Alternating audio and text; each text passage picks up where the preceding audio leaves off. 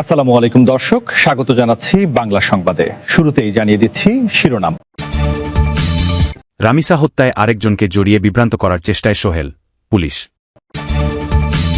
আমি শুধু ধর্ষণ করছি, মারছে ডলার, আসামি সোহেল রানা।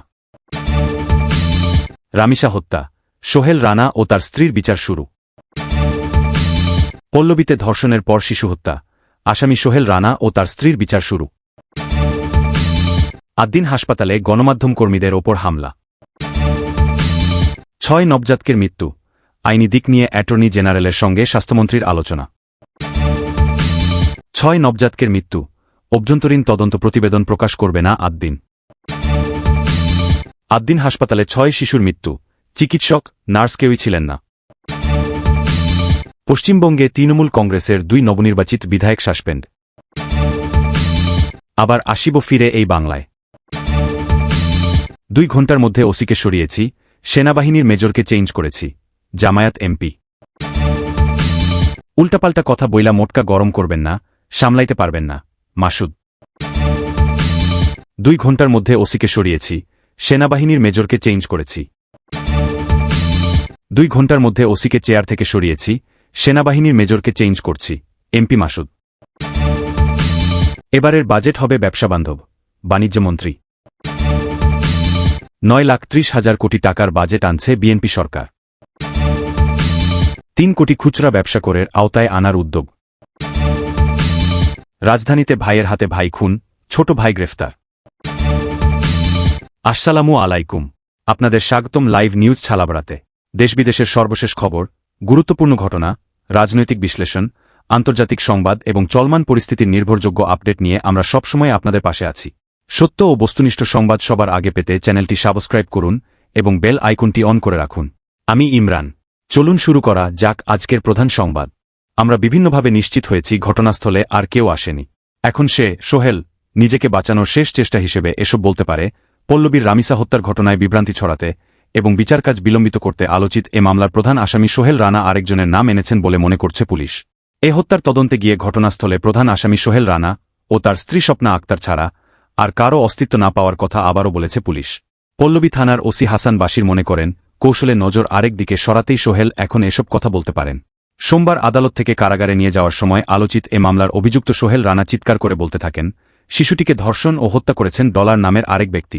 তার ভাষ্য, তিনি শুধু রামিসাকে 2 টুকরো করেছেন। ধর্ষণ ও হত্যা করেছে ডলার নামের মিরপুরের সেই ধনাঢ্য ব্যক্তি।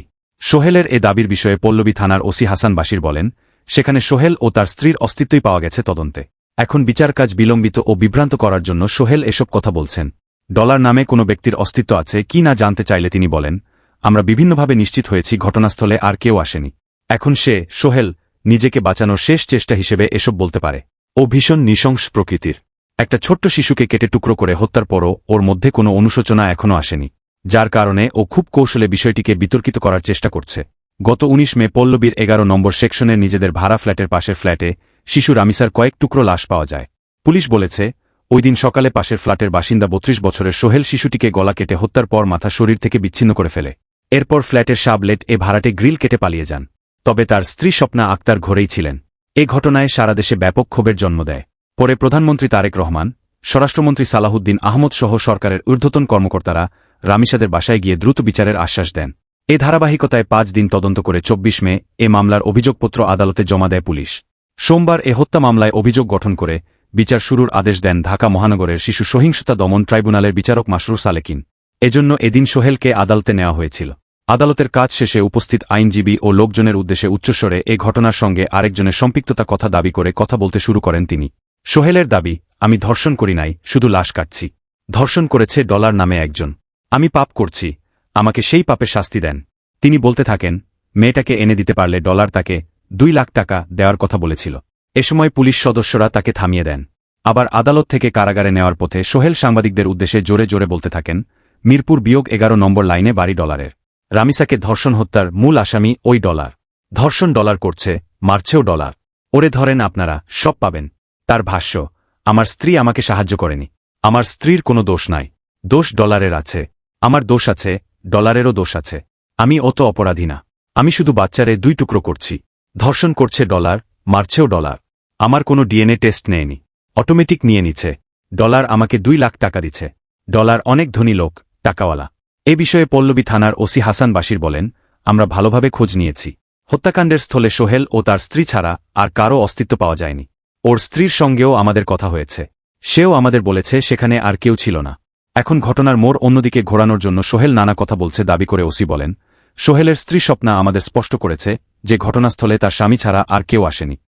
সোহেল এখন বিচারকাজকে বিলম্বিত করার জন্য বা ঘটনাটিকে অন্যদিকে নেওয়ার জন্য এসব করতে পারে। এ মামলায় ঘটনাস্থল থেকে সবরকম আলামত সংগ্রহ করা হয়েছে বলেও জানান ওসি। রাজধানীর পল্লবীতে 7 বছরের শিশু রামিসাকে ধর্ষণের পর নৃশংস হত্যার ঘটনায় ধর্ষণের দায় স্বীকার করলেও হত্যার দায় অন্যের ওপর চাপানোর চেষ্টা করেছেন প্রধান আসামি সোহেল রানা। অভিযোগ গঠনের দিন আদালতে আসলে সাংবাদিকদের সামনে হত্যার দায় অস্বীকার করে সোহেল রানা বলেন, আমি শুধু ধর্ষণ করছি, মারছে ডলার। এ সময় স্ত্রী স্বপ্না আক্তারকেও নির্দোষ বলে দাবি করেন তিনি। সোমবার 1 জুন সকাল 7:45টায় শুনানির জন্য সোহেল রানা ও তার স্ত্রীকে কারাগার থেকে আদালতে আনা হয়। সকাল 10:30টায় ঢাকা মহানগর শিশু সহিংসতা দমন ট্রাইব্যুনালের বিচারক মাসরুর সালেকিনের আদালত শুনানি শেষে অভিযোগ গঠনের আদেশ দেন। একই সঙ্গে আগামীকাল 2 জুন সাক্ষ্য গ্রহণের দিন ধার্য করেছেন। ডলার 2 লাখ টাকা দিচ্ছে। সোহেল রানা এ সময় তার ডিএনএ টেস্ট না নিয়ে অটোমেটিক লেখা হয়েছে বলেন। নতুন নাম আসা ডলারের পরিচয় জানতে চাইলে সোহেল রানা বলেন, মিরপুর 11 নম্বর বাড়ির অনেক টাকাওয়ালা। সকাল 8:45টার দিকে 2 আসামিকে কারাগার থেকে মহানগর দায়রা জজ আদালতের হাজতখানায় এনে রাখা হয়। আসামি সোহেলকে কেরানীগঞ্জ কারাগার থেকে এবং তার স্ত্রী স্বপ্না আক্তারকে কাশিমপুর কারাগার থেকে নিয়ে আসে পুলিশ। এর আগে গত 24 মে মামলার তদন্ত কর্মকর্তা পল্লবী থানার এসআই ওহিদুজ্জামান ঢাকার চিফ মেট্রোপলিটন ম্যাজিস্ট্রেট আদালতে আসামি সোহেল রানা ও তার স্ত্রী স্বপ্না আক্তারের বিরুদ্ধে অভিযোগপত্র জমা দেন। তদন্ত কর্মকর্তা জানান, সোহেল রানার বিরুদ্ধে ধর্ষণের পর হত্যার এবং স্বপ্নার বিরুদ্ধে অপরাধে সহায়তার অভিযোগ প্রমাণিত হয়েছে। মামলায় 18 জনকে সাক্ষী করা হয়েছে। অভিযোগপত্র জমা দেওয়ার দিনই মামলাটি বিচারের জন্য ঢাকা মহানগর শিশু সহিংসতা দমন ট্রাইব্যুনালের বিচারক মাসরুর সালেকিনের আদালতে বদলি করা হয় এবং আদালত সোমবার চার্জ গঠনের শুনানির তারিখ নির্ধারণ করেন। এর মাধ্যমে মামলার প্রাথমিক তদন্ত, ডিএনএ পরীক্ষা, অভিযোগপত্র দাখিল এবং তা আদালতে আমলে নেওয়ার প্রধান 4টি ধাপ শেষ হয়েছে। দ্রুত বিচার নিশ্চিত করার বিষয়ে মামলার রাষ্ট্রনিযুক্ত আইনজীবী public prosecutor PP Azizur Rahman Dulu বলেন, মামলাটি যেন দ্রুত শেষ হয় সে বিষয়ে দায়িত্ব পালন করব। বাকি সিদ্ধান্ত ট্রাইব্যুনাল নেবেন। প্রধানমন্ত্রী ও স্বরাষ্ট্রমন্ত্রীর দ্রুত বিচারের আশ্বাসের ব্যাপারে তিনি বলেন, আমি কোনো রাজনৈতিক বক্তব্য নিয়ে কথা বলছি না, শুধুমাত্র এ মামলায় নিজের প্রাপ্ত দায়িত্ব পালন করব। মামলার অভিযোগ থেকে জানা গেছে, গত 19 মে সকাল 9:30টার দিকে পপুলার মডেল হাই স্কুলের 2য় শ্রেণীর ছাত্রী রামিসা আক্তার ঘর থেকে বের হলে আসামি স্বপ্না আক্তার তাকে কৌশলে নিজের ফ্ল্যাটে নিয়ে যান। খোঁজাখুঁজির এক পর্যায়ে রামিসার পরিবার ও প্রতিবেশীরা দরজা ভেঙে ভেতরে প্রবেশ করে শয়নক্ষের মেঝেতে রামিসার মস্তকবিহীন মরদেহ এবং বাথরুমে বালতির ভেতর তার কাটা মাথা উদ্ধার করে। ঘটনার পরপরই জানালার গ্রিল কেটে প্রধান অভিযুক্ত সোহেল রানা পালিয়ে গেলেও পরবর্তীতে নারায়ণগঞ্জ থেকে তাকে গ্রেপ্তার করে পুলিশ। আদালতে আসামিরা ইতোমধ্যে স্বীকারোক্তিমূলক জবানবন্দি দিয়েছে এবং বর্তমানে তারা কারাগারে রয়েছে।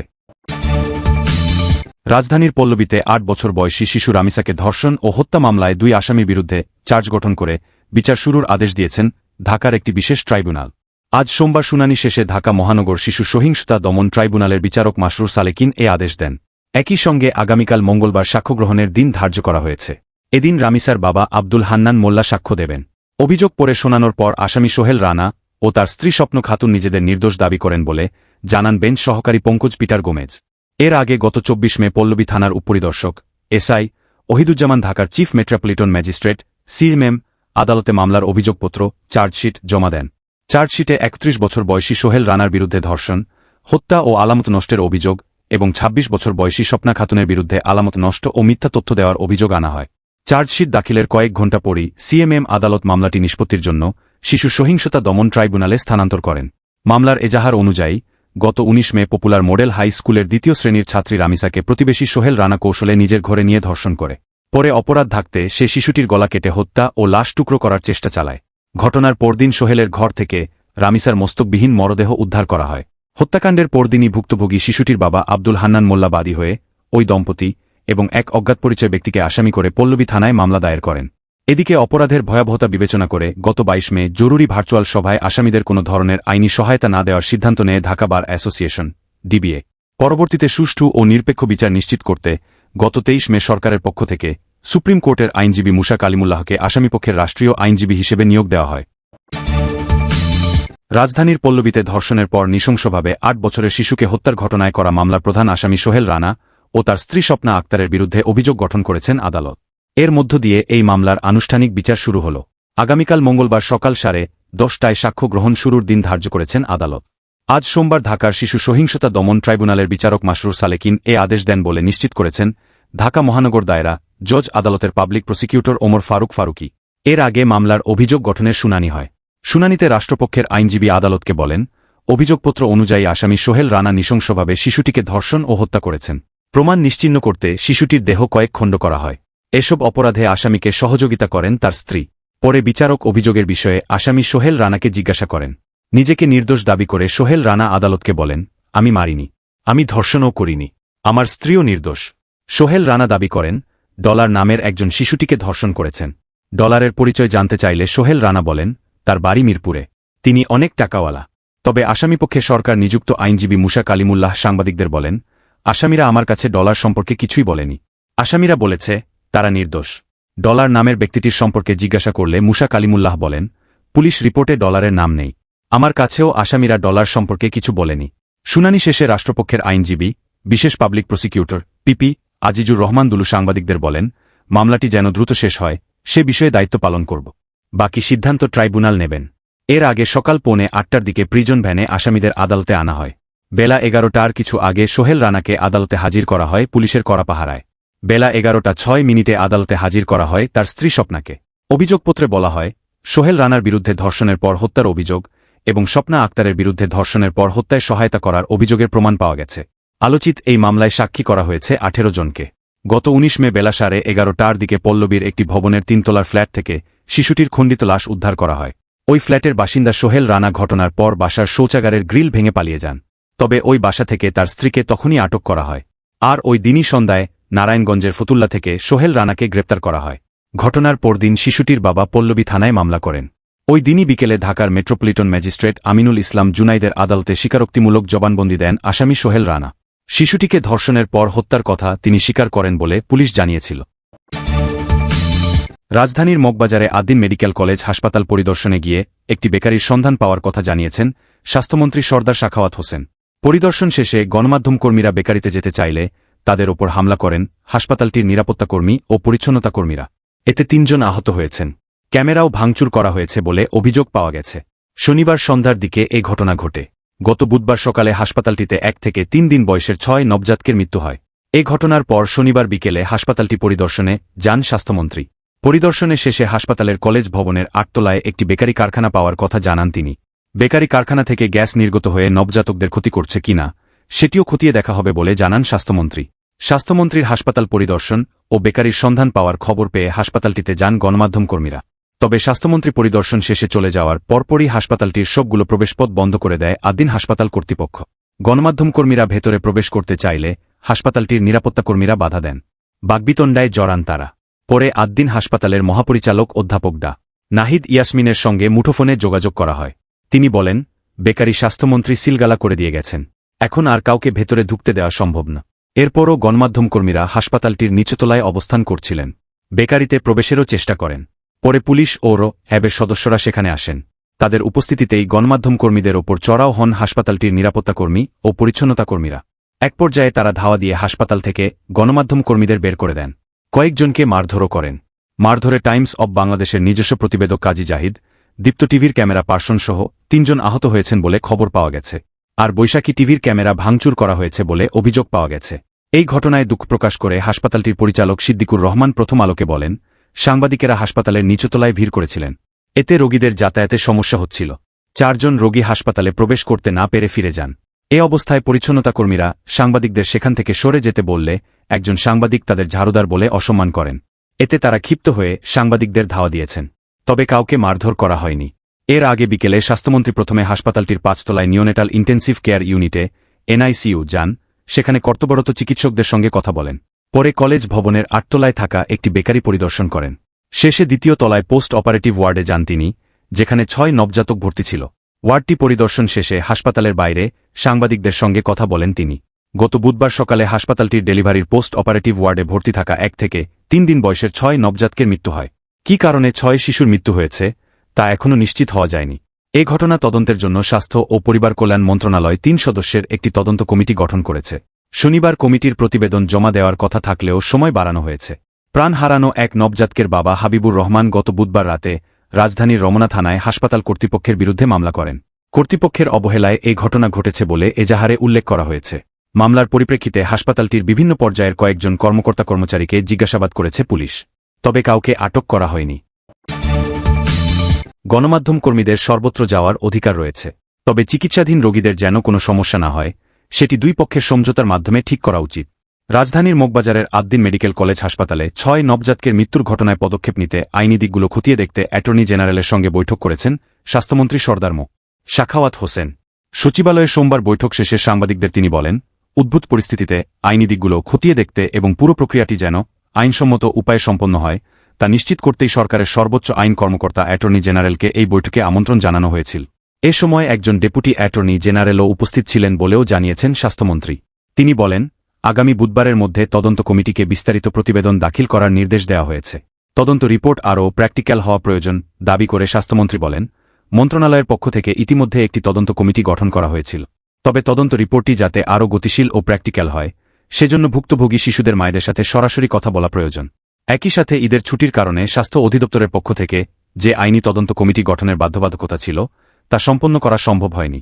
খুব দ্রুতই ডিজি মহোদয়ের পক্ষ থেকে এই কমিটি গঠন করা হবে এবং আগামী ৩ মের মধ্যে চূড়ান্ত রিপোর্ট জমা দেওয়া হবে। তদন্ত রিপোর্ট হাতে পাওয়ার পর দোষীদের বিরুদ্ধে আইন অনুযায়ী দৃষ্টান্তমূলক ব্যবস্থা নেওয়া হবে বলে আশ্বস্ত করেন স্বাস্থ্যমন্ত্রী। কোরবানির ঈদের আগের দিন বুধবার ভোরের দিকে আদ্দিন হাসপাতালের পোস্ট অপারেটিভ ওয়ার্ডে থাকা ৬ শিশুর সবাই হঠাৎ অসুস্থ হয়ে পড়ে এবং একে একে তাদের মৃত্যু হয়। ওই ঘটনায় দেশব্যাপী গভীর উদ্বেগ, শোক ও ক্ষোভের সৃষ্টি হয়। এই ঘটনায় রমনা থানায় একটি মামলা হয়েছে। পুলিশ এরই মধ্যে হাসপাতাল কর্তৃপক্ষের বেশ কয়েকজনকে জিজ্ঞাসাবাদও করেছে। পরে বিষয়টি তদন্ত করতে গঠিত কমিটিকে ৭২ ঘণ্টার মধ্যে তদন্ত প্রতিবেদন জমা দিতে বলা হয়। সে অনুযায়ী আংশিক তদন্ত প্রতিবেদন জমা দিয়ে ৩ জুন পর্যন্ত পূর্ণাঙ্গ প্রতিবেদনের জন্য সময় চেয়েছে কমিটি। এরই প্রেক্ষিতে তদন্ত প্রতিবেদন দাখিলের সময় বাড়িয়েছে স্বাস্থ্য মন্ত্রণালয়। আদ্দিন হাসপাতালে তথ্য সংগ্রহ করতে গিয়ে গণমাধ্যম কর্মীদের ওপর হাসপাতালের কর্মকর্তা-কর্মচারীদের মারমুখী আচরণ ও হামলার ঘটনায় দুঃখ প্রকাশ করেন স্বাস্থ্যমন্ত্রী। হাসপাতালে সাংবাদিকদের প্রবেশাধিকার প্রসঙ্গে তিনি বলেন, গণমাধ্যম কর্মীদের সর্বত্র যাওয়ার অধিকার রয়েছে, তবে চিকিৎসাধীন রোগীদের যেন কোনো সমস্যা না হয় সেটি দুই পক্ষের সমঝোতার মাধ্যমে ঠিক করা উচিত। কোনো অবস্থাতেই সাংবাদিকদের বাধা দেওয়া বা তাদের ওপর হামলা করা গ্রহণযোগ্য নয়। একই সাথে হাসপাতালের ভেতরে একটি অবৈধ বেকারি পরিচালনার বিষয়ে সাংবাদিকদের প্রশ্নের জবাবে মন্ত্রী বলেন, আমরা গতকাল সশরীরে ওই বেকারিটি দেখেছি এবং আজ পরিবেশ অধিদপ্তরের কর্মকর্তাদেরও ডেকেছি।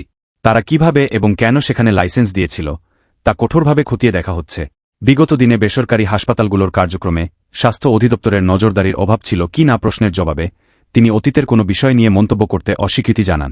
তবে বর্তমানে দেশজুড়ে ক্লিনিক ও বেসরকারি হাসপাতালগুলোতে ইতিমধ্যে পরিদর্শন ও তদারকি শুরু হয়েছে বলে জানিয়েছেন তিনি। ৬ নবজাতকের অস্বাভাবিক মৃত্যুর ঘটনায় গঠিত অভ্যন্তরীণ তদন্ত কমিটির প্রতিবেদন জনসমক্ষে প্রকাশের সিদ্ধান্ত থেকে সরে এসেছে আদ্দিন মেডিকেল কলেজ হাসপাতাল কর্তৃপক্ষ। হাসপাতালের এক কর্মকর্তা জানিয়েছেন, প্রতিবেদনটি প্রকাশ না করে স্বাস্থ্য মন্ত্রণালয়ে জমা দেওয়া হবে। এর আগে হাসপাতাল কর্তৃপক্ষ জানিয়েছিল তাদের অভ্যন্তরীণ তদন্ত শেষ হয়েছে এবং আজ রোববার সন্ধ্যায় সংবাদ সম্মেলনের মাধ্যমে প্রতিবেদন প্রকাশ করা হবে। এ বিষয়ে কয়েকটি গণমাধ্যমেও খবর প্রকাশিত হয়। আজ দুপুর ২:৩০টার দিকে যোগাযোগ করা হলে হাসপাতাল পরিচালনাকারী প্রতিষ্ঠান আদ্দিন ফাউন্ডেশনের মানব সম্পদ ও কোম্পানি অ্যাফেয়ার পরিচালক তারিকুল ইসলাম মুকুল দ্য ডেইলি স্টারকে বলেন, সরকারি তদন্ত কমিটির কার্যক্রম চলমান থাকায় তারা প্রতিবেদনটি জনসমক্ষে প্রকাশ করবেন না। এটি সরাসরি স্বাস্থ্য মন্ত্রণালয়ে জমা দেওয়া হবে। তিনি জানান, ফাউন্ডেশনের উপদেষ্টা ও ইউরোলজিস্ট অধ্যাপক আতিকুর রহমানের নেতৃত্বে গঠিত ৫ সদস্যের একটি কমিটি ৬ নবজাতকের মৃত্যুর ঘটনা তদন্ত করে প্রতিবেদন জমা দিয়েছে। এক প্রশ্নের জবাবে তিনি বলেন, আজ অথবা আগামীকালের মধ্যে প্রতিবেদনটি স্বাস্থ্য মন্ত্রণালয়ে হস্তান্তর করা হবে। তবে তদন্তে কি পাওয়া গেছে সে বিষয়ে তিনি কোনো তথ্য দেননি। গত ২৭ মে বুধবার পোস্ট অপারেটিভ রুমে ১ থেকে ৩ দিন বয়সী ৬টি শিশুর মৃত্যু হলে ৭০০ শয্যার এই হাসপাতালটি আলোচনার কেন্দ্রে আসে। মৃত্যুর সুনির্দিষ্ট কারণ তাৎক্ষণিকভাবে নিশ্চিত হওয়া না গেলেও স্বাস্থ্য অধিদপ্তরের কর্মকর্তাদের ধারণা, ওই কক্ষের কোনো কারিগরি ত্রুটি কারণে এ ঘটনা ঘটে থাকতে পারে। এ ঘটনায় স্বাস্থ্য মন্ত্রণালয় একটি তদন্ত কমিটি গঠন করে। কমিটির প্রতিবেদন জমা দেওয়ার কথা ছিল শনিবার, তবে সময়সীমা বাড়িয়ে আগামী ৩ জুন পর্যন্ত করা হয়েছে। তদন্ত চলাকালে গতকাল শনিবার স্বাস্থ্যমন্ত্রী সরদার মো. সাখাওয়াত হোসেন হাসপাতাল পরিদর্শনে যান। এ সময় তিনি হাসপাতাল সংলগ্ন একটি ভবনের ওপরের তলায় বেকারির কারখানা দেখতে পান। তিনি সাংবাদিকদের বলেন, হাসপাতালে এমন বেকারি কারখানা থাকা উচিত নয়। সেখানে জমে থাকা পানি পরীক্ষা করা হবে এবং কারখানা থেকে কোনো গ্যাস বা রাসায়নিক নির্গত হচ্ছে কিনা সেটিও বিশেষজ্ঞ পাঠিয়ে খতিয়ে দেখা হবে। তিনি আরও বলেন, আমরা কক্ষের ভেতরে গন্ধ পেয়েছি। বিষয়টি গুরুত্বের সঙ্গে তদন্ত করা হবে।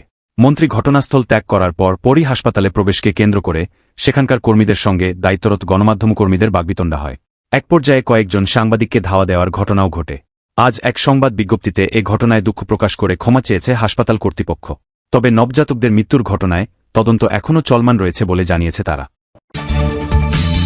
ঢাকার বেসরকারি আদ্দিন হাসপাতালে ৬ নবজাতকের মৃত্যুর রাতে ডাকাডাকি করে চিকিৎসক বা নার্স কাউকে পাওয়া যায়নি বলে অভিযোগ তুলেছেন যমজ সন্তান হারানো এক বাবা।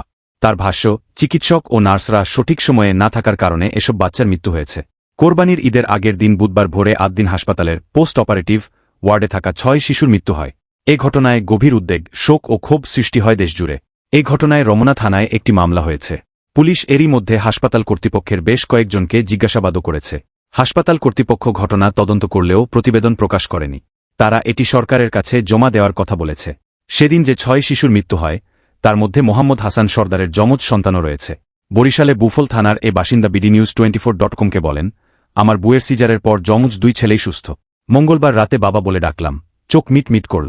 বুধবার সকালে রিলিজ দেওয়ার কথা, কিন্তু দিচ্ছে ডেথ সার্টিফিকেট। হাসান বলেন, তার পরিবার ও স্বজনদের অনেকেই এর আগে আদ্দিন হাসপাতালে সন্তান প্রসব করেছেন। সেই সুবাদে তিনিও ঢাকার এই বেসরকারি হাসপাতালে নিজের স্ত্রীকে নিয়ে আসেন।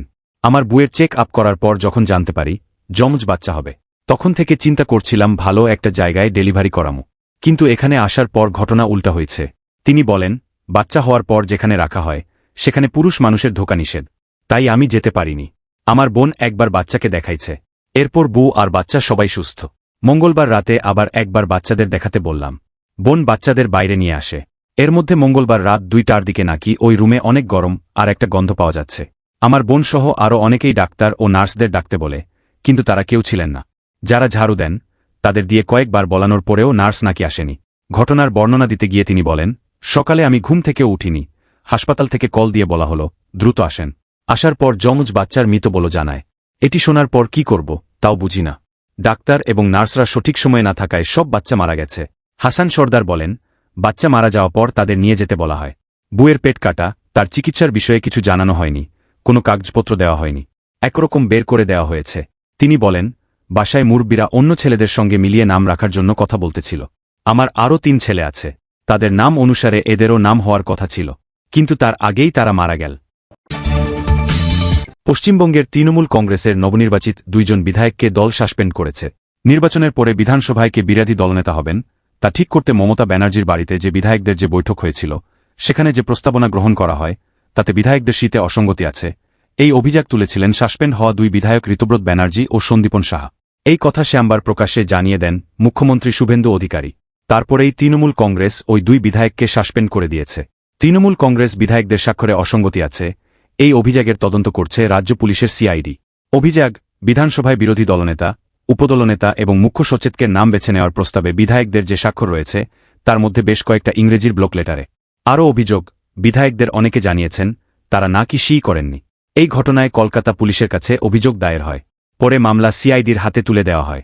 ওই তদন্তে তৃণমূল কংগ্রেসের সর্বভারতীয় সাধারণ সম্পাদক অভিষেক ব্যানার্জিকেও শ্যামবার ডেকে পাঠিয়েছিল সিআইডি। তবে শারীরিক অসুস্থতার কারণ দেখিয়ে অবশ্য সোমবার অভিষেক ব্যানার্জি সিআইডির দফতরে যাননি।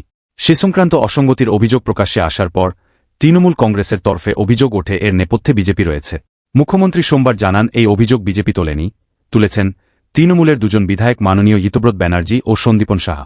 স্পিকারের কাছে তারা লিখিত অভিযোগে জানান 6 মে কোনো রেজলিউশনই হয়নি। ওই রেজলিউশন ফ্যাব্রিকেটেড, ম্যানুফ্যাকচার্ড। অভিষেক ব্যানার্জির নাম না নিয়ে তিনি বলেছেন, কেউ অসুস্থ থাকলে টাইম দেবেন কি না সেটা আইও বা অর্গানাইজেশন ঠিক করবে, সেটা আমার ডিপার্টমেন্ট নয়। সংবাদ মাধ্যমে যেভাবে দেখানো হচ্ছে তাতে মনে হতে পারে প্রতিহিংসা, কিন্তু আমরা কোনো প্রতিহিংসা নিতে চাই না, অভিযোগ করেছে আপনাদের দলের 2 বিধায়ক। সাবেক মন্ত্রী ও আওয়ামী লীগের বর্ষিয়ান নেতা তোফায়েল আহমেদ মারা গেছেন, ইন্না লিল্লাহি ওয়া ইন্না ইলাইহি রাজিউন।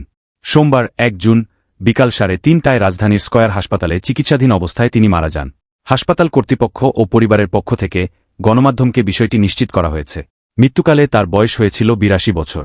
স্বাধীনতার পর তিনি নিজের জেলা ভোলা থেকে 1973, 1986, 1991, 1996, 2008, 2014, 2018 ও 2024 সালের জাতীয় সংসদ নির্বাচনে জয়লাভ করেন।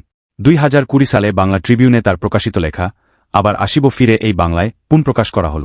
বঙ্গবন্ধু শেখ মুজিবুর রহমান শুধু একটি নাম নয়, একটি ইতিহাস। আজ থেকে 100 বর্ষ আগে গোপালগঞ্জের টুঙ্গিপাড়ায় এক সম্ভ্রান্ত পরিবারে জন্মগ্রহণ করেন। মাতিক্রোড়ে যে শিশু প্রথম চোখ মেলেছিল, পরবর্তীকালে সে শিশুর পরিচিতি দেশের গণ্ডিরেখা অতিক্রম করে পরিব্যাপ্ত হয়েছে বিশ্বব্যাপী। মা বাবার আদরের খোকা, রাজনৈতিক সহযোদ্ধাদের সুপ্রিয় মুজিব ভাই, সমসাময়িকদের প্রিয় শেখ সাহেব থেকে মুক্তিকামী বাঙালির ভালোবাসায় অভিষিক্ত হয়ে অর্জন করেন বঙ্গবন্ধু উপাধি এবং শেষত কায়েমি স্বার্থবাদীদের প্রধানমন্ত্রীত্বের প্রস্তাব ঘৃণাভরে প্রত্যাখ্যান করে হয়ে ওঠেন জাতির অবিসংবাদিত নেতা, জাতির পিতা, সর্বকালের সর্বশ্রেষ্ঠ বাঙালি। এজন্য 17 মার্চ আমাদের জাতীয় জীবনে এক ঐতিহাসিক দিবস। বাঙালি জাতির জীবনে মার্চ এক ঘটনাভুল মাস হিসেবে চিহ্নিত। 1920 এর 17 মার্চ জাতির পিতা এই পৃথিবীতে জন্মগ্রহণ করেন। 48 এর 11 মার্চ অন্যতম রাষ্ট্রভাষা বাংলার দাবিতে বঙ্গবন্ধু শেখ মুজিবের নেতৃত্বে সফল ধর্মঘট পালন। 71 এর 1 মার্চ বঙ্গবন্ধুর ডাকে শুরু হওয়া সর্বাত্মক অসহযোগ আন্দোলন ছিল বিশ্বের বিস্ময়। 71 এর 3 মার্চ স্বাধীন বাংলা ছাত্র সংগ্রাম পরিষদ কর্তৃক স্বাধীনতার ইশতেহার পাঠ, রেসকোর্স ময়দানে। 71 এর 7 মার্চ বঙ্গবন্ধুর ভুবন বিজয়ী ঐতিহাসিক ভাষণ প্রদান। 25 মার্চ মধ্যরাতে পাকিস্তান সেনাবাহিনী কর্তৃক গণহত্যা শুরুর পরপরই 26 মার্চ প্রথম প্রহরে বঙ্গবন্ধু কর্তৃক স্বাধীনতার ঘোষণা প্রদান। অর্থাৎ এই মার্চেই এক নেতার অঙ্গুলি হেলনে কোটি কোটি মানুষ সাড়া দিল, এক নেতার কণ্ঠের ধ্বনি কোটি কণ্ঠে ধ্বনিত প্রতিধ্বনিত হল। এক নেতা হিসেবে বঙ্গবন্ধু শেখ মুজিব ব্যক্তির সীমা অতিক্রম করে জাতির প্রতীক হয়ে উঠলেন। আমরা স্লোগান দিতাম, এক নেতার এক দেশ, বঙ্গবন্ধুর বাংলাদেশ। একদিনে এটি সম্ভব হয়নি। তিলে তিলে, ধাপে ধাপে তার একচ্ছত্র নেতৃত্বের বিকাশ ঘটেছে। জেল জুলুম নির্যাতন আর ঘাত প্রতিঘাতের মধ্য দিয়ে গড়ে উঠেছে জাতির পিতার সংগ্রামী জীবন। যে নেতার জন্ম না হলে বাংলাদেশ স্বাধীন হতো না, সেই নেতার সপ্তম শুভ জন্মবার্ষিকীতে সমগ্র জাতি আজ কৃতজ্ঞচিত্তে শ্রদ্ধাঞ্জলি অর্পণ করছে। দেশব্যাপী মুজিববর্ষ সগৌরবে উদযাপিত হচ্ছে। বঙ্গবন্ধু জীবনব্যাপী একটি সাধনা করেছেন, বাঙালির মুক্তির জন্য নিজকে উৎসর্গ করা। ভাষাভিত্তিক অসাম্প্রদায়িক বাঙালি জাতীয়তাবাদের স্রষ্টা বঙ্গবন্ধু শেখ মুজিব ধাপে ধাপে প্রতিটি আন্দোলন সংগ্রামে নেতৃত্ব দিয়েছেন। 52 এর মহান ভাষা আন্দোলন থেকে শুরু করে 66 এর 6 দফা তথা স্বাধিকার আন্দোলন, 69 এর গণভ্যুত্থান, 70 এর নির্বাচনে ভূমিধস বিজয় অর্জন এবং পরিশেষে 71 এর স্বাধীনতার ডাক দিয়ে মহান মুক্তিযুদ্ধের মাধ্যমে স্বাধীন ও সার্বভৌম গণপ্রজাতন্ত্রী বাংলাদেশ প্রতিষ্ঠা করেন। জাতীয় মুক্তি সংগ্রামের ঐতিহাসিক এই পর্বগুলো সংঘটনে তাকে জীবনের প্রায় 13টি বছর কারান্তরালে কাটাতে হয়েছে। দক্ষিণ আফ্রিকার মুক্তিকামী মানুষের নেতা নেলসন ম্যান্ডেলার একটি উক্তি একক্ষেত্রে প্রণিধানযোগ্য। তিনি বলেছিলেন, "It is said that no one truly knows a nation until one has been inside its jails." অর্থাৎ এটা বলা হয়ে থাকে যে সত্যিকার অর্থে কেউ একটি জাতিকে জানতে পারে না যতক্ষণ না কেউ একজনের কারাগারে বন্দী থাকে। 2012 সালে একটি আন্তর্জাতিক সম্মেলনে অংশগ্রহণের জন্য সরকারি সফরে দক্ষিণ আফ্রিকা যাই এবং রোবেন আইল্যান্ডে নেলসন ম্যান্ডেলার কারাকক্ষ পরিদর্শন করি। এখানেই আমার মনে হয়েছে বঙ্গবন্ধুকেও মিয়ানওয়ালি কারাগারে এরকম একটি নির্জন কক্ষে বন্দী রাখা হয়েছিল। এই বন্দিশালাতেই নেলসন ম্যান্ডেলা তার দীর্ঘ 27 বছর কারাজীবনের 18 বছর বন্দী ছিলেন। স্বচক্ষে দেখেছি বন্দিশালার নির্জন সেলটি, যেখানে সংরক্ষিত রয়েছে কারাবন্দী ম্যান্ডেলার বিছানার জন্য একটি ও গায়ে দেওয়ার জন্য আরেকটি কম্বল, একটি প্লেট, গ্লাস ও জগ। কারাগারের রোজনাম চা গ্রন্থটি পড়ে জেনেছি কারারুদ্ধ অবস্থায় বঙ্গবন্ধুর সম্বল ছিল একটি থালা, বাটি, গ্লাস আর কম্বল। প্রকৃতপক্ষে কারাগারের রোজনাম চা গ্রন্থটির শিরোনাম তিনি দিয়েছিলেন জেলখানার সম্বল, থালা, বাটি, কম্বল। এখানে গিয়েই বারবার আমাদের কেন্দ্রীয় কারাগার এবং পাকিস্তানের মিয়ানওয়ালি কারাগারের কথা ভেবেছি, যে কারাগারে দীর্ঘকাল বঙ্গবন্ধু বন্দীজীবন অতিবাহিত করেছেন। বঙ্গবন্ধুর সফরসঙ্গী হিসেবে ইসলামিক সম্মেলনে লাহোরে গিয়ে মিয়ানওয়ালি কারাগারের জেল সুপার হাবিব আলীর কাছ থেকে বর্ণনা শুনেছি। জেলের সামনে কবর খুঁড়ে তাকে প্রধানমন্ত্রী অথবা কবর বেছে নেওয়ার কথা বলেছিল। বঙ্গবন্ধু কবরকেই বেছে নিয়ে বলেছিলেন, যে বাংলার আলো বাতাসে আমি বর্ধিত হয়েছি, মৃত্যুর পর এই কবরে না, আমার লাশ প্রিয় মাতৃভূমি বাংলাদেশে পাঠিয়ে দিও। জাতির পিতা 9.5 মাস পাকিস্তানের মিয়ানওয়ালি কারাগারের নির্জন সেলে বন্দী ছিলেন। মিয়ানওয়ালি কারাগার ভিন দেশে হওয়ায় আমরা তা সংরক্ষণ করতে পারিনি। তবে ঢাকা কেন্দ্রীয় কারাগারের যে কক্ষে তিনি বন্দী ছিলেন সেসব সংরক্ষণ করা হয়েছে। আর আগরতলা মামলায় ঢাকা ক্যান্টনমেন্টের যেখানে তিনি বন্দী ছিলেন সেটিও জাদুঘর করা হয়েছে। মানুষের মুক্তির লড়াইয়ে আত্মোৎসর্গকারী নেতৃত্বের রয়েছে ত্যাগের মহিমায় উদ্ভাসিত আদর্শিক মিল। যেমন 71 এর 4 মার্চ বাঙালির সার্বিক মুক্তির লক্ষ্যে জাতির জনক বলেছিলেন, চরম ত্যাগ স্বীকার করা ছাড়া কোনোদিন কোনো জাতির মুক্তি আসে নাই। তদ্রুপ দক্ষিণ আফ্রিকার কৃষ্ণাঙ্গ মানুষের মুক্তির লক্ষ্যে ম্যান্ডেলা বলেছিলেন, real leaders must be ready to sacrifice all for the freedom of their people. অর্থাৎ জনগণের মুক্তির জন্য অবশ্যই সবকিছু ত্যাগে প্রকৃত নেতাদের প্রস্তুত থাকতে হবে। বঙ্গবন্ধু সবসময় বলতেন, মানুষকে ভালোবাসলে মানুষও ভালোবাসে। যদি সামান্য ত্যাগ স্বীকার করেন তবে জনসাধারণ আপনার জন্য জীবন দিতেও প্রস্তুত। আমার সবচেয়ে বড় শক্তি আমার দেশের মানুষকে ভালোবাসি, সবচেয়ে বড় দুর্বলতা আমি তাদের খুব বেশি ভালোবাসি। বঙ্গবন্ধু সবসময় ছোটকে বড় করে তুলতেন। যেসব জায়গায় সফর করতেন বক্তৃতায় সেখানকার নেতাকর্মীদের বড় করে ঊর্ধ্বে তুলে ধরতেন। ইউনিয়ন আওয়ামী লীগের নেতাকে থানার, থানা আওয়ামী লীগের নেতাকে জেলার এবং জেলা আওয়ামী লীগের নেতাকে জাতীয় নেতায় রূপান্তরিত করে তিনি জাতির পিতা হয়েছেন। ফলত সারা বাংলাদেশে আওয়ামী লীগ তৃণমূল পর্যন্ত বিস্তৃত হয়ে বহু চড়াইউতরাই পেরিয়ে আজও বঙ্গবন্ধুর চেতনা ধারণ করে টিকে আছে। বঙ্গবন্ধু ছিলেন বিশাল হৃদয়ের মহান নেতা। সবাইকে প্রাণ দিয়ে ভালোবাসতেন। মুহূর্তেই পরকে আপন করে নিতেন। কারও দুঃখ সহ্য করতে পারতেন না। যারা বিরোধী ছিলেন তাদেরও কাছে টেনে নিতেন। যখন বলতেন, আমি প্রধানমন্ত্রিত্ব চাই না, মানুষ তাই বিশ্বাস করত। ক্ষমতার জন্য, ক্ষমতায় থাকার জন্য, প্রধানমন্ত্রী হওয়ার জন্য তিনি রাজনীতি করেননি। প্রিয় মাতৃভূমিকে পাকিস্তানের শোষণ বঞ্চনার হাত থেকে রক্ষা করে বাঙালিরা যাতে বাংলাদেশের ভাগ্যনিয়ন্তা হতে পারেন, সেজন্য নিজের জীবন উৎসর্গ করতেই তিনি রাজনীতি করেছেন। ৬৭ এর ১৭ই মার্চ নিজের জন্মদিনে কারাগারের রোজনামচায় লিখেছেন, আজ আমার ৪৭তম জন্মবার্ষিকী। এই দিনে ১৯২০ সালে পূর্ব বাংলার এক ছোট্ট পল্লীতে জন্মগ্রহণ করি। আমার জন্মবার্ষিকী আমি কোনোদিন নিজে পালন করি নাই। বেশি হলে আমার স্ত্রী এই দিনটাতে আমাকে ছোট্ট একটি উপহার দিয়ে থাকত। এই দিনটিতে আমি চেষ্টা করতাম বাড়িতে থাকতে। খবরের কাগজে দেখলাম ঢাকা সিটি আওয়ামী লীগ আমার জন্মবার্ষিকী পালন করছে। বোধ হয় আমি জেলে বন্দী আছি বলেই। আমি একজন মানুষ, আর আমার আবার জন্মদিবস। পৃষ্ঠা বিয়োগ ২০৯। এই উক্তিটির সূত্রে মনে পড়ছে ৭১ এর রক্তঝরা মার্চের ১৭ তারিখের কথা। সেদিন ছিল বঙ্গবন্ধুর ৫২তম জন্মদিন। সারা দেশ জুড়ে অসহযোগ আন্দোলন চলছে। ইয়াহিয়া খানের সঙ্গে আলোচনা শেষে তখনকার প্রেসিডেন্ট ভবন অর্থাৎ পুরাতন গণভবন সুগন্ধা থেকে দুপুরে যখন তিনি ধানমন্ডি ৩২ নম্বরের বাসভবনে ফিরে এলেন, তখন বিদেশি সাংবাদিকদের সঙ্গে ঘরোয়া আলোচনাকালে একজন সাংবাদিক বঙ্গবন্ধুকে প্রশ্ন করেন, ৫২তম জন্মদিনে আপনার সবচেয়ে বড় ও পবিত্র কামনা কি? উত্তরে স্বভাবসুলভ কণ্ঠে বলেছিলেন, জনগণের সার্বিক মুক্তি। এরপর সাংবাদিকদের পক্ষ থেকে জন্মদিনের শুভেচ্ছা জ্ঞাপনকালে বেদনার্ত স্বরে বলেছিলেন, আমি জন্মদিন পালন করি না, আমার জন্মদিনে মোমের বাতি জ্বালি না, কেকও কাটি না। এ দেশে মানুষের নিরাপত্তা নাই। আপনারা আমাদের জনগণের অবস্থা জানেন। অন্যের খেয়ালে যে কোনো মুহূর্তে তাদের মৃত্যু হতে পারে। আমি জনগণেরই একজন। আমার জন্মদিনই কি, আর মৃত্যুদিনই কি? আমার জনগণের জন্য আমার জীবন ও মৃত্যু। আমি তো আমার জীবন জনগণের জন্য উৎসর্গ করেছি। জন্মদিনে শুভেচ্ছা জানাতে আসা জনসাধারণকে কবিগুরু রবীন্দ্রনাথ ঠাকুরের কবিতা থেকে আবৃত্তি করে বলতেন, মোর নাম এই বলে খ্যাত হোক, আমি তোমাদেরই লোক। বিশাল হৃদয়ের মহৎ মনের সহজ মানুষ ছিলেন তিনি। নিজের সবকিছুই জনগণের জন্য উৎসর্গ করেছিলেন। অতি সাধারণ জীবন ছিল তার। রাষ্ট্রক্ষমতায় আসীন হয়েও সরকারি বাসভবনে থাকতেন না। নিরাভরণ ছিমছাম ৩২ নম্বরের বাড়িটিতেই আমৃত্যু থেকেছেন। বঙ্গবন্ধুর প্রত্যেকটা পদক্ষেপ ছিল সময়োপযোগী। সেই কবে ১৯৬৬ সালে আমার সোনার বাংলা, তখনও জাতীয় সঙ্গীত হয়নি গিয়ে হোটেল ইডেনে আওয়ামী লীগের সম্মেলন উদ্বোধন করেছিলেন। সেই সম্মেলনে দলের সভাপতি নির্বাচিত হয়ে ২০ মার্চ পল্টন ময়দানের বক্তৃতায় বলেছিলেন, ৬ দফা কর্মসূচি নিয়ে অনেকের কাছে গিয়েছি, কেউ আমাকে সমর্থন করে নাই। কবিগুরুর গান থেকে উদ্ধৃত করে বলেছিলেন, যদি তোর ডাক শুনে কেউ না আসে তবে একলা চলো রে।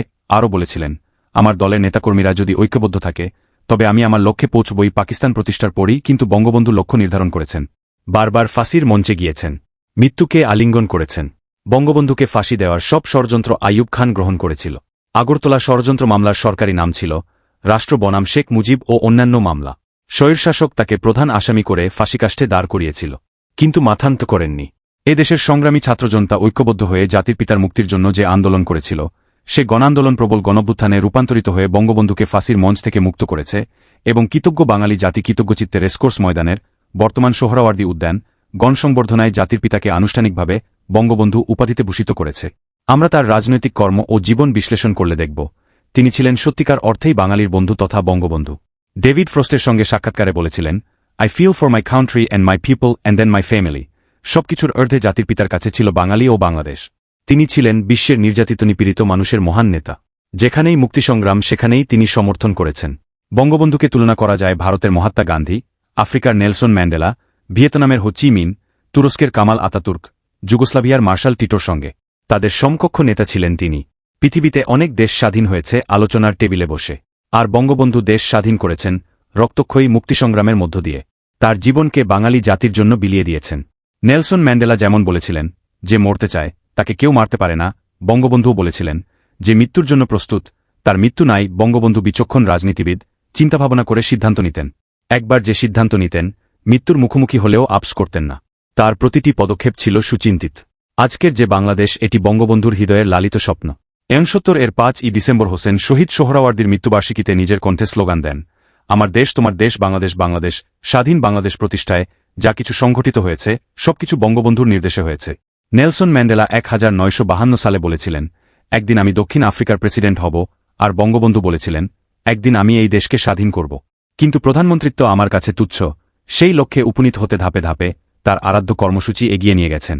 ৭১ এর ৩ জানুয়ারি রেসকোর্স ময়দানে ৭০ এর নির্বাচনে নবনির্বাচিত জাতীয় ও প্রাদেশিক পরিষদ সদস্যদের শপথগ্রহণ অনুষ্ঠানের বক্তৃতায় বঙ্গবন্ধু বলেছিলেন, ৬ দফা ও ১১ দফা আজ আমার নয়, আমার দলেরও নয়। এটা আজ বাংলার জনগণের সম্পত্তিতে পরিণত হয়েছে। জনগণের জন্যই ছিল তার রাজনীতি ও কর্মসূচি। তিনি তার বক্তৃতায় সেদিন আরও বলেছিলেন, আমাকে মোনেম খান কাবু করতে পারেনি, এমনকি আইয়ুব খানও পারেনি, কিন্তু আমাকে দুর্বল করে দিয়েছে আপনাদের এই অকুণ্ঠ ভালোবাসা। আপনারা দোয়া করবেন যেন আপনাদের এই ভালোবাসার মর্যাদা দিতে পারি। বাংলার মানুষের প্রতি ভালোবাসার মর্যাদা দিতে তিনি একাই রক্ত দেননি, সপরিবারে রক্ত দিয়ে সেই ইয়ন পরিশোধ করে গেছেন। মনে পড়ে ৭১-এর ৭ই মার্চের ঐতিহাসিক ভাষণের কথা, যে ভাষণ আজ বিশ্ব ঐতিহ্যের প্রামাণ্য দলিল হিসেবে বিশ্বসভায় মর্যাদার আসনে আসীন। সেদিন তিনি একটি ভাষণের মধ্য দিয়ে সমগ্র জাতিকে ঐক্যবদ্ধ করে নিরস্ত্র বাঙালিকে সশস্ত্র জাতিতে রূপান্তরিত করেছেন। ৭.৫ কোটি বাঙালিকে জাতীয় মুক্তির মোহনায় দাঁড় করিয়েছেন। মহান মুক্তিযুদ্ধ চলাকালে এই ৭ই মার্চের ভাষণই ছিল আমাদের প্রেরণার উৎস। ২৬শে মার্চ প্রথম প্রহরে স্বাধীনতা ঘোষণার প্রারম্ভে তিনি বলেছিলেন, এটাই হয়তো আমার শেষ বার্তা। আজ থেকে বাংলাদেশ স্বাধীন। তার এই শেষ বার্তা হৃদয়ে ধারণ করে হাতিয়ার তুলে নিয়ে ৯ মাস যুদ্ধ করে ১৬ই ডিসেম্বর দেশকে হানাদার মুক্ত করেও আমরা স্বাধীনতার স্বাদ অনুভব করতে পারিনি। ৭২-এর ১০ই জানুয়ারি যেদিন তিনি স্বজন হারানোর বেদনা নিয়ে স্বদেশ প্রত্যাবর্তন করেন, সেদিন মনে হয়েছে আজ আমরা প্রকৃতি স্বাধীন। এরপর ১২ই জানুয়ারি প্রধানমন্ত্রীর দায়িত্বভার গ্রহণ করেন। দেশের সংসদীয় গণতন্ত্র প্রতিষ্ঠা করে ১০ই এপ্রিল বাংলাদেশ গণপরিষদের প্রথম অধিবেশনে দেশের জন্য সংবিধান প্রণয়নের ঘোষণা দেন। মাত্র ৭ মাসের মধ্যে বঙ্গবন্ধুর নেতৃত্বে আমরা অর্জন করি সদ্য স্বাধীন দেশের উপযোগী বিশ্বের অন্যতম শ্রেষ্ঠ সংবিধান। শূন্য হাতে যাত্রা শুরু করে যুদ্ধবিধ্বস্ত একটি দেশকে গড়ে তোলেন তিনি। বিশ্বের ১১৫টি দেশের স্বীকৃতি আদায় করে জাতিসংঘসহ বিভিন্ন আন্তর্জাতিক সংস্থার সদস্যপদ লাভ করেন। পাকিস্তানের কারাগার থেকে মুক্ত হয়ে যেদিন তিনি লন্ডনে, সেদিন সংবাদ সম্মেলনে সাংবাদিকরা তাকে জিজ্ঞাসা করেছিল, বাংলাদেশ তো এখন ধ্বংসস্তূপে পরিণত হয়েছে। তখন তিনি বলেছিলেন, এই ধ্বংসস্তূপ থেকেই একদিন আমার প্রিয় মাতৃভূমিকে সুজলা সুফলা শ্যামলা, ক্ষুধামুক্ত দারিদ্র্যমুক্ত সোনার বাংলায় রূপান্তরিত করব, প্রশাসনিক সংস্কার করে, সামগ্রিক আর্থসামাজিক বিকাশ বেগবান করে একটি আত্মনির্ভরশীল দেশ হিসেবে বাংলাদেশকে প্রতিষ্ঠার জন্য ঠিক যা করা দরকার ৩ বছর ৭ মাস নিরলস পরিশ্রম করে তিনি শেষবের ভিত্তি স্থাপন করেন। বঙ্গবন্ধুর সঙ্গে বিদেশ সফর করেছি। বিদেশি রাষ্ট্রনায়কদের বঙ্গবন্ধুর প্রতি শ্রদ্ধা, ভক্তি এবং ভালোবাসা স্বচক্ষে দেখেছি। পৃথিবীর সব রাষ্ট্রনায়ক বঙ্গবন্ধুর ত্যাগের স্বীকৃতি দিয়েছেন। ভারতের রাষ্ট্রপতি শ্রী ভিভি গিরি, প্রধানমন্ত্রী শ্রীমতী ইন্দিরা গান্ধী, সোভিয়েত ইউনিয়নের রাষ্ট্রপ্রধান নিকোলাই পোদগর্নি, প্রধানমন্ত্রী আলেক্সেই কোসিগিন, কমিউনিস্ট পার্টির সাধারণ সম্পাদক লিওনিদ ইলিচ ব্রেজনেভ, যুগোস্লাভিয়ার রাষ্ট্রনায়ক মার্শাল জোসেফ ব্রোজ টিটো সহ বিশ্বের বরেণ্য নেতৃবৃন্দ বিভিন্ন সম্মেলনে বঙ্গবন্ধুর সঙ্গে সাক্ষাৎ করে অপরিসীম শ্রদ্ধাভক্তি প্রকাশ করেছেন। আমরা যখন ৭৩ কমনওয়েলথ সম্মেলনে যাই, তখন এশিয়া, আফ্রিকা, অস্ট্রেলিয়া মহাদেশের ৩২টি দেশের রাষ্ট্রনায়ক এসেছিলেন। কিন্তু সাংবাদিক সহ সবার কাছে আকর্ষণের কেন্দ্র ছিলেন জাতির পিতা বঙ্গবন্ধু শেখ মুজিব। বঙ্গবন্ধুর ব্যক্তিত্বের আকর্ষণে সাংবাদিকরা বঙ্গবন্ধুকে ঘিরে ধরত। তিনি অন্তরে যা বিশ্বাস করতেন, দেশের মানুষকে এবং বিশ্ববাসীকে তাই বলতেন। যেখানেই গিয়েছেন মানুষ তাকে আপন করে নিয়েছেন। আলজেরিয়ায় জোটনিরপেক্ষ সম্মেলনের মঞ্চে দাঁড়িয়ে বঙ্গবন্ধু বলেছিলেন, বিশ্ব ২ ভাগে বিভক্ত, একদিকে শোষক আরেক দিকে শোষিত। আমি শোষিত মানুষের পক্ষে। সেই বক্তৃতা সারা বিশ্বে আলোড়ন সৃষ্টি করেছিল। জাতিসংঘে যখন ভাষণ দেন, আরও অনেকেই ভাষণ দিয়েছেন। ভাষণ দেওয়ার সময় আলজেরিয়ার তৎকালীন পররাষ্ট্রমন্ত্রী আব্দুল আজিজ বুতাফলিকা, যিনি পরবর্তীকালে আলজেরিয়ার প্রেসিডেন্ট হয়েছেন, মঞ্চ থেকে নেমে বঙ্গবন্ধুর হাত ধরে মঞ্চে তুলে নিয়েছেন। বঙ্গবন্ধু যখন সোভিয়েত ইউনিয়নে যান তখন দেশটির শীর্ষ ৪ নেতা পোদগর্নি, কোসিগিন, ব্রেজনেভ ও পররাষ্ট্রমন্ত্রী আন্দ্রে গ্রোমিকো তাকে অভ্যর্থনার জন্য ক্রেমলিনে সমবেত হন। ব্রেজনেভ বঙ্গবন্ধুকে জড়িয়ে ধরে বলেন, সত্যিই আমি ধন্য। আজ আপনার মতো মহান নেতার সান্নিধ্য লাভ করেছি। আমরা যখন জাপান সফর করি, জাপানের সম্রাট হিরোহিতো বঙ্গবন্ধুর সঙ্গে করমর্দন করে জাপানি ভাষায় বলেছিলেন, সত্যিই আপনি ইতিহাসের একজন মহান নেতা। মার্শাল টিটোর যুগোস্লাভিয়ায় বঙ্গবন্ধুর সঙ্গে গিয়েছিলাম। মার্শাল টিটোও বাংলাদেশে এসেছিলেন। তৎকালীন বিশ্বে মার্শাল টিটো অন্যতম রাষ্ট্রনায়ক ছিলেন। কাছে থেকে দেখেছি বঙ্গবন্ধুর প্রতি তার গভীর ভালোবাসা ও শ্রদ্ধা। দীর্ঘ ৯ মাস ১৪ দিন কারাবাসের পর পাকিস্তানের জিন্দানখানা থেকে মুক্ত হয়ে যখন যুক্তরাজ্যের লন্ডনে যান, সে সংবাদ শুনে ব্রিটেনের প্রধানমন্ত্রী এডওয়ার্ড হিথ তৎক্ষণাৎ অবকাশ কেন্দ্র থেকে ফিরে ১০ নং ডাউনিং স্ট্রিটে বঙ্গবন্ধুকে অভ্যর্থনা জানিয়ে আলিঙ্গন করে বলেছিলেন, সত্যিই আপনি একজন মহান নেতা এবং আমি কখনোই ভাবিনি আপনার সঙ্গে দেখা হবে। এই ছিলেন জাতির পিতা বঙ্গবন্ধু শেখ মুজিব। স্বদেশ প্রত্যাবর্তন করে ৭২-এর ১০ই জানুয়ারি রেসকোর্স ময়দানে সর্বকালের সর্ববৃহৎ ঐতিহাসিক গণমহাসমুদ্রে হৃদয়ের সবটুকু অর্ঘ্য ঢেলে আবেগমথিত ভাষায় বলেন, ফাঁসির মঞ্চে যাবার সময় আমি বলবো, আমি বাঙালি, বাংলা আমার দেশ, বাংলা আমার ভাষা। স্থির প্রতিজ্ঞ থেকে বলেন, ভাইয়েরা, তোমাদের একদিন বলেছিলাম, ঘরে ঘরে দুর্গ গড়ে তোল। আজকে আমি বলি, আজকে আমাদের উন্নয়নের জন্য আমাদের ঘরে ঘরে কাজ করে যেতে হবে। বক্তৃতায় তিনি আরও বলেন, আমি স্পষ্ট ভাষায় বলে দিতে চাই, বাংলাদেশ একটি আদর্শ অসাম্প্রদায়িক রাষ্ট্র হবে। আর তার ভিত্তি বিশেষ কোনো ধর্মীয় ভিত্তিক হবে না। রাষ্ট্রের ভিত্তি হবে গণতন্ত্র, জাতীয়তাবাদ, ধর্মনিরপেক্ষতা ও সমাজতন্ত্র। বঙ্গবন্ধু জীবনের প্রতিটি ধাপেই বাঙালির সার্বিক মুক্তির জয়গান গেয়েছেন। যে বাংলার স্বপ্ন তিনি দেখেছিলেন, যে বাংলার জন্য যৌবনের অধিকাংশ সময় কারাগারে কাটিয়েছেন, ফাঁসির মঞ্চে গেয়েছেন বাঙালির জয়গান, সেই বাংলা ও বাঙালির জন্য তার ভালোবাসা ছিল অপরিসীম। সমুদ্র বা মহাসমুদ্রের গভীরতা পরিমাপ করা সম্ভব, কিন্তু বাংলা ও বাঙালির জন্য বঙ্গবন্ধুর হৃদয়ের যে দর্দ, যে ভালোবাসা, তার গভীরতা অপরিমেয়। আজ বিশেষভাবে ৭১-এর ২৫শে মার্চের থমথমে দিনটির কথা মনে পড়ছে। ধানমন্ডির ৩২ নম্বরে বঙ্গবন্ধুর সঙ্গে দেখা করে বিদায় নেওয়ার সময় সবাই বঙ্গবন্ধুকে বলেছেন, আজ তো মনে হয় তারা অবশ্যই আপনাকে গ্রেফতার করবে। দ্বিপ্রত্যয়ী বঙ্গবন্ধু বলেছেন, করুক না, তাতে কি? ওরা আমাকে আগেও গ্রেফতার করেছে এবং তাতে ওদের কোনো লাভ হয় নাই। ওরা ফের আমাকে গ্রেফতার করতে পারে, কিন্তু এ থেকে ওরা কি সুবিধা পাবে আমি জানি না। ওরা যদি আমাকে মেরেও ফেলে তাতেও ওদের কোনো লাভ হবে না। আমার মৃত্যুর বদলা নিতে বাংলার মাটিতে হাজারো শেখ মুজিবের জন্ম হবে। ওদের দিন শেষ, এটা ওরাও জানে। দীর্ঘদিনের সংগ্রামের পর আজ এই সত্যই আমার হৃদয়টাকে অনাবিল আনন্দে ভরে দিচ্ছে। সর্বত্র উড়ছে স্বাধীন বাংলাদেশের পতাকা। একটি সফল অসহযোগ আন্দোলনের মধ্য দিয়ে সমগ্র জাতি আজ ঐক্যবদ্ধ। ইতিহাসে এই প্রথম বাঙালিরা নিজেদের ভাগ্যনিয়ন্তা হয়ে সবকিছু নিজেরা নিয়ন্ত্রণ করছে। ওরা যদি আমাকে মেরে ফেলে এবং তোমরা যদি আমার লাশ দেখার সুযোগ পাও তখন দেখবে আমি কেমন সুখে হাসছি। গণহত্যা শুরুর প্রাক্কালে সাংবাদিক সাক্ষাৎকারে রূপসী বাংলার কবি জীবনানন্দ দাশের কবিতা থেকে বিষাদাচ্ছন্ন স্বরে বলেছিলেন, আবার আসিব ফিরে ধানসিঁড়িটির তীরে এই বাংলায়। পটুয়াখালী -2 বাউফল আসনের সংসদ সদস্য এবং জামায়াতে ইসলামীর ঢাকা মহানগর দক্ষিণের সেক্রেটারি শফিকুল ইসলাম মাসুদের একটি বিতর্কিত বক্তব্যের ভিডিও সামাজিক যোগাযোগ মাধ্যমে ছড়িয়ে পড়ার পর দেশজুড়ে ব্যাপক আলোচনা ও সমালোচনার সৃষ্টি হয়েছে। গত শনিবার দুপুরে বাউফল উপজেলার সূর্যমণি ইউনিয়ন পরিষদের সামনে আয়োজিত এক ঈদ পুনর্মিলনী অনুষ্ঠানে প্রধান অতিথির বক্তব্য দিতে গিয়ে তিনি নিজের প্রশাসনিক ক্ষমতা ও প্রভাব জাহির করে বেশ কিছু কঠোর মন্তব্য করেন। ভাইরাল হওয়া সেই ভিডিওতে সংসদ সদস্যকে বলতে শোনা যায়, 2 ঘণ্টার মধ্যে ওসিকে চেয়ার থেকে সরিয়েছি, 2 ঘণ্টার মধ্যে সেনাবাহিনীর মেজরকে এখান থেকে চেঞ্জ করেছি। অনেকে বলে ভোটে এমপি হয়েছেন, আমি বলি খালি ভোটে এমপি হই নাই, পাওয়ারেও এমপি হয়েছি। পাওয়ার দেখাইতে আসবেন না, পাওয়ার দেখাইবে 5 লক্ষ মানুষ। ইউনিয়ন জামায়াতের আমির মুজিবুর রহমানের সভাপতিত্বে অনুষ্ঠিত ওই সভায় এমপির এমন পাওয়ার প্রদর্শনমূলক বক্তব্য এখন টক অব দ্য কান্ট্রিতে পরিণত হয়েছে। বক্তব্যের এক পর্যায়ে শফিকুল ইসলাম মাসুদ নিজের ব্যক্তিত্ব ও অতীত কর্মকাণ্ড তুলে ধরে উপস্থিত জনতাকে উদ্দেশ্য করে বলেন, ফাইজলামি করেন মিয়া। শফিকুল ইসলাম মাসুদ কি জিনিস এটা বাউফলের মানুষকে নতুন করে দেখানোর দরকার নাই। শেখ হাসিনার কাছে যায়না নিয়েন, শেখ হাসিনাকে জিজ্ঞেস কইরা দেখা নিয়েন শফিকুল ইসলাম মাসুদ কি জিনিস। শফিকুল ইসলাম কি জিনিস রাজশাহী বিশ্ববিদ্যালয়ে খোঁজ নিয়ে যায়নেন, ওখানকার সবচেয়ে বড় সন্ত্রাসীর কাছে জিজ্ঞেস কইরেন।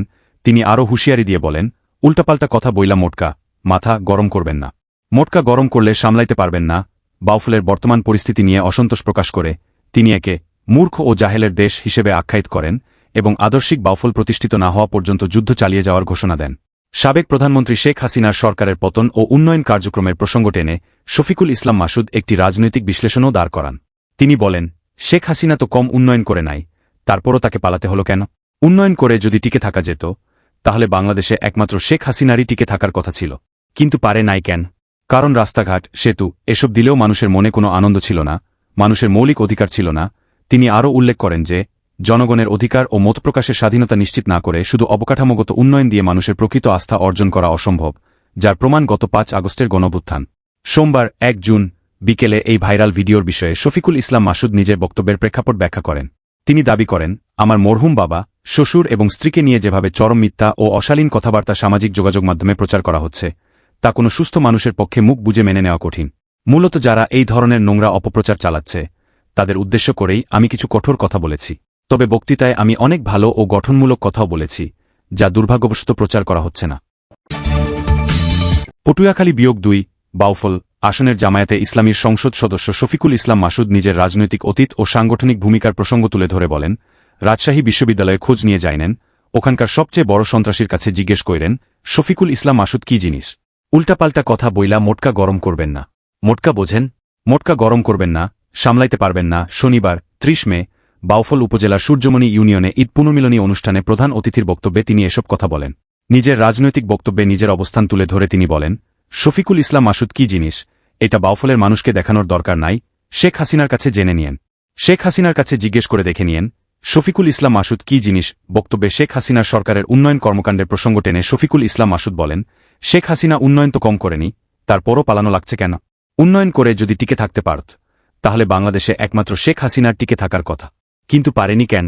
রাস্তা দিচ্ছে, ঘাট দিচ্ছে, সেতু দিচ্ছে, এটা করছে, ওইটা করছে, কিন্তু মানুষের মনে কোনো আনন্দ ছিল না, মানুষের অধিকার ছিল না।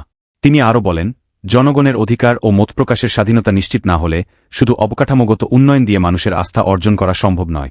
অনুষ্ঠানে তিনি আনুষ্ঠানিক বক্তব্যের মাঝে সীমাবদ্ধ না থেকে সরাসরি সাধারণ মানুষের মুখোমুখি হন। সাধারণ মানুষের মনের কথা, এলাকার সমস্যা ও নানা অভাব অভিযোগ মনোযোগ সহকারে শোনেন। জনগণের সার্বিক কল্যাণে এবং এলাকার উন্নয়নে তিনি প্রতিটি বিষয়ে প্রয়োজনীয় ব্যবস্থা গ্রহণের জোরালো আশ্বাস প্রদান করেন। এলাকার চলমান উন্নয়নমূলক কর্মকাণ্ড, বিশেষ করে রাস্তাঘাটের কাজের গুণগত মান বজায় রাখার ব্যাপারে কঠোর হুঁশিয়ারি উচ্চারণ করে তিনি বলেন, এলাকার যে সব রাস্তাঘাটের কাজ চলমান রয়েছে সেখানে যেন কোনো প্রকার দুর্নীতি বা অনিয়ম না হয়। জনগণের ট্যাক্সের টাকায় এই উন্নয়ন হচ্ছে, তাই এই টাকার সঠিক ব্যবহার নিশ্চিত করতে হবে। এখানে কেউ কোনো রকমের দুর্নীতি করলে তা কোনোভাবেই সহ্য করা হবে না। আরও পড়ুন, 2026 সালে যে 8 দক্ষতা আপনাকে সফলতা এনে দেবে। উন্নয়ন কাজকে টেকসই ও দুর্নীতিমুক্ত রাখতে তিনি প্রশাসনের পাশাপাশি সাধারণ এলাকাবাসীকেও সচেতন ও সোচ্চার থাকার অনুরোধ জানান। কোথাও কোনো অনিয়ম দেখলে তার সঙ্গে সঙ্গে ঊর্ধ্বতন কর্তৃপক্ষকে জানানোর আহ্বান জানান তিনি। পটুয়াখালী -2 বাউফল আসনের সংসদ সদস্য এবং বাংলাদেশ জামায়াতে ইসলামীর ঢাকা মহানগর দক্ষিণের সেক্রেটারি শফিকুল ইসলাম মাসুদের একটি বক্তব্য সামাজিক যোগাযোগ মাধ্যমে ছড়িয়ে পড়ার পর ব্যাপক আলোচনা সৃষ্টি হয়েছে।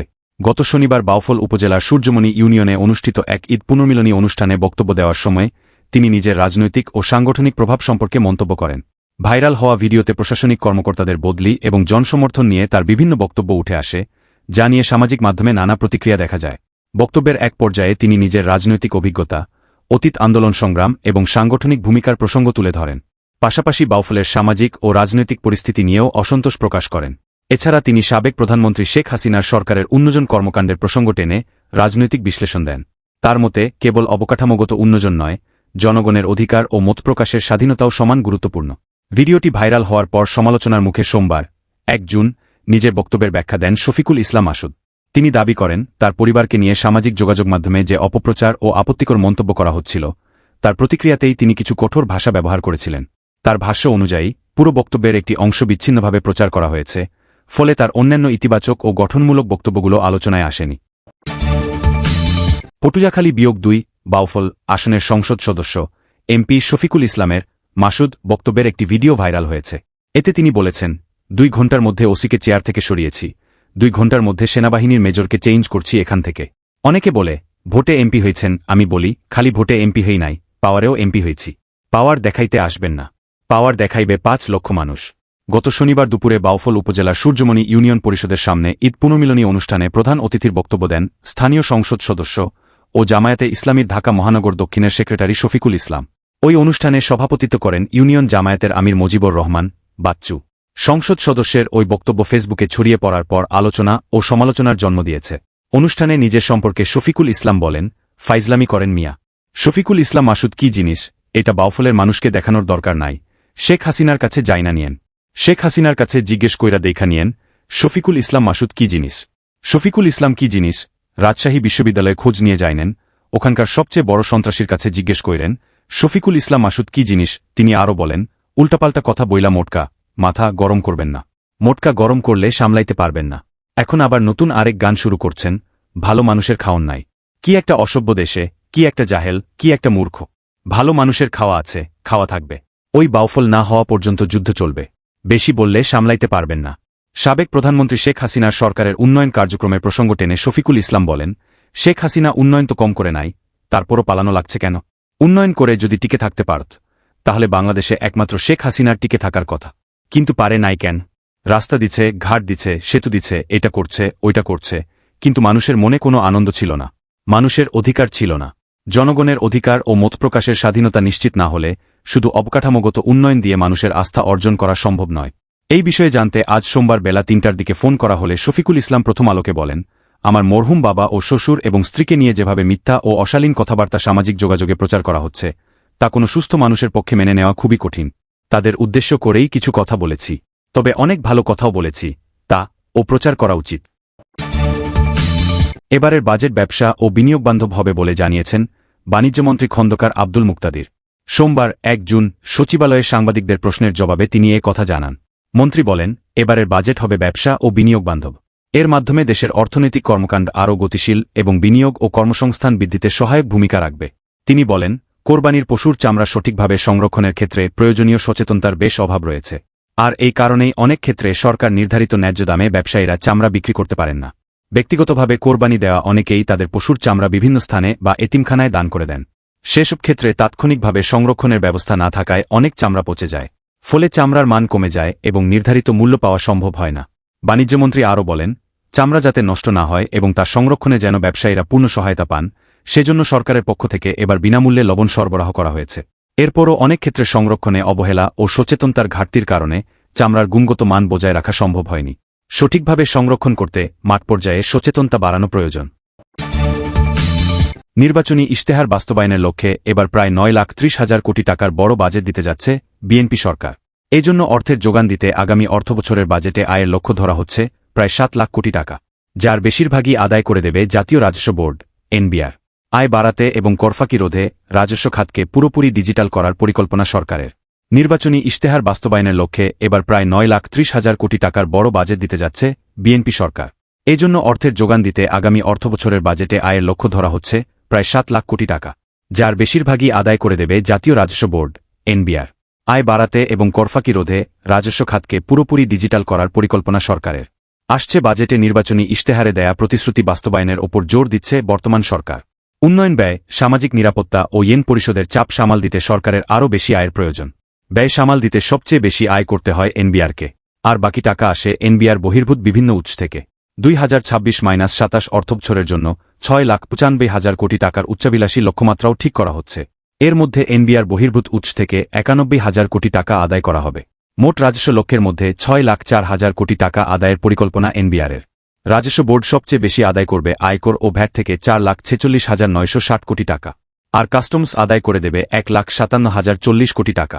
পরিচালন ও উন্নয়ন ব্যয় মেটাতে ইয়ন নির্ভরতা কমিয়ে আয় বাড়াতে চায় সরকার।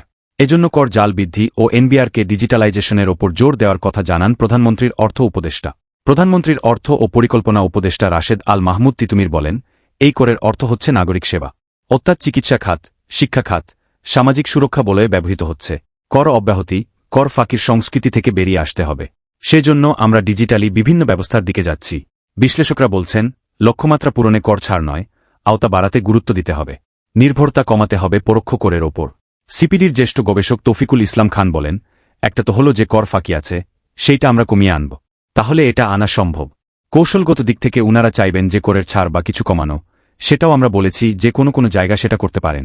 আরেকটি বড় বিষয় হল যে সংস্কারগুলো করা হবে কিনা, সেইটাকে আগায় নেওয়া।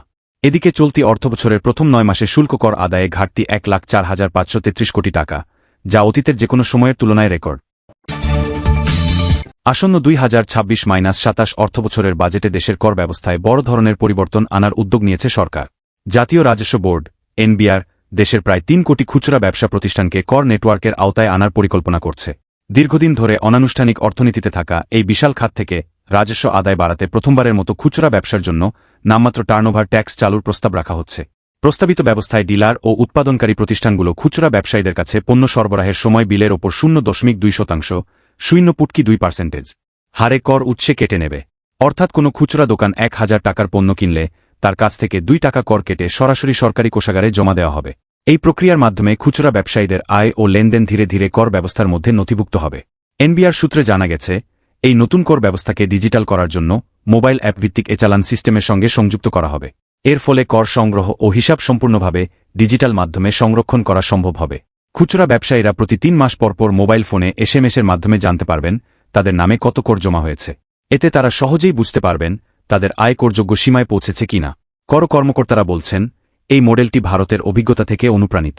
সেখানে সরবরাহ চেইনের উপরের স্তরে কর সংগ্রহের মাধ্যমে বিপুল সংখ্যক ক্ষুদ্র ও অনানুষ্ঠানিক ব্যবসায়ীকে কর নেটওয়ার্কে অন্তর্ভুক্ত করা সম্ভব হয়েছে। বাংলাদেশেও একই ধরনের কাঠামো অনুসরণ করে করদাতার সংখ্যা বাড়ানোর পরিকল্পনা নেওয়া হচ্ছে। ব্যবসায়ী সংগঠনগুলোর তথ্য অনুযায়ী দেশে প্রায় 3 কোটি খুচরা দোকান ও ক্ষুদ্র ব্যবসা প্রতিষ্ঠান রয়েছে, যাদের বড় একটি অংশ এখনও কর ব্যবস্থার বাইরে। ফলে জাতীয় অর্থনীতির একটি বড় অংশ কর নথিভুক্তির বাইরে থেকে যাচ্ছে। নতুন ব্যবস্থার মাধ্যমে অন্তত তাদের ক্রয় বিক্রয়ের একটি নির্ভরযোগ্য তথ্যভাণ্ডার তৈরি হবে বলে মনে করছে সংশ্লিষ্ট মহল। কর বিশেষজ্ঞদের মতে, এই উদ্যোগ জাতীয় কর নেটওয়ার্ক সম্প্রসারণে গুরুত্বপূর্ণ ভূমিকা রাখতে পারে। খুচরা ব্যবসায়ীদের ক্রয় তথ্য ডিজিটালভাবে সংরক্ষিত হলে তাদের প্রকৃত আয় সম্পর্কে একটি স্বচ্ছ ধারণা পাওয়া যাবে। একই সঙ্গে বড় কর্পোরেট সুপারশপ এবং ক্ষুদ্র ব্যবসার মধ্যে করনুবর্তিতার বিদ্যমান বৈষম্য কিছুটা কমে আসতে পারে। তবে বিশেষজ্ঞরা সতর্ক করেছেন, উৎসে কর সংগ্রহের কারণে যদি উৎপাদনকারী বা সরবরাহকারী প্রতিষ্ঠানের ওপর অতিরিক্ত চাপ পড়ে, তাহলে তাদের পরিচালন ব্যয় বাড়তে পারে। সেই ব্যয় শেষ পর্যন্ত পণ্যের দামে যুক্ত হয়ে ভোক্তাদের ওপর প্রভাব ফেলতে পারে। তাই এই নতুন কর ব্যবস্থার বাস্তবায়নে বাজার পরিস্থিতি ও মূল্যস্ফীতির প্রভাব সতর্কভাবে বিশ্লেষণ করার প্রয়োজন রয়েছে। এনবিআর কর্মকর্তারা আশা করছেন, করের হার তুলনামূলকভাবে কম হওয়ায় ব্যবসায়ীদের মধ্যে বড় ধরনের আপত্তি থাকবে না, বরং ধাপে ধাপে অনানুষ্ঠানিক অর্থনীতিকে আনুষ্ঠানিক কাঠামোর মধ্যে এনে রাজস্বভিত্তি সম্প্রসারণে এটি একটি কার্যকর পদক্ষেপ হয়ে উঠবে।